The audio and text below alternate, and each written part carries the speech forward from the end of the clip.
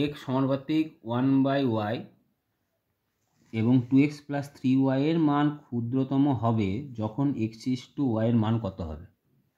তাহলে x সমানুপাতিক 1/y বা x সমান k/y, যেখানে k সমান অশূন্য ধ্রুবক বা ভেদ ধ্রুবক, তাহলে x y সমান কত দাঁড়ালো k। কার মান ক্ষুদ্রতম জানতে চেয়েছে? 2x প্লাস 3y এর মান ক্ষুদ্রতম হবে, তাহলে এর হোল স্কোয়ার সূত্র লেখো। সূত্র কি? a minus B whole square plus 4 into 2x into কত 3y। তাহলে 2x plus 3y whole square সমান কী লিখতে পারি? 2x মাইনাস 3y এর হোল স্কোয়ার। 8 3 আসে 24, কত হয় xy। তাহলে xy এর মান কত? k। তাহলে কত হলো? 24k।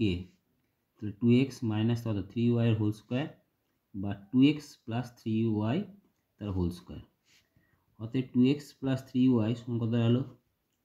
Root over 2x minus 3y এর হোল স্কোয়ার প্লাস 24k। এবার আমরা জানি কি লিখবে? আমরা জানি যে কোনো পূর্ণবর্গ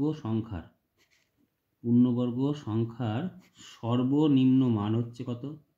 0। সর্বনিম্ন মান হলো 0, তাই তো? তাহলে অতএব 2x মাইনাস 3y, তার মানে এটার মান কত হবে?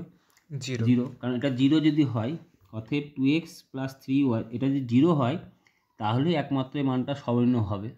তাই জন্য 2x এখন কি দিয়েছে?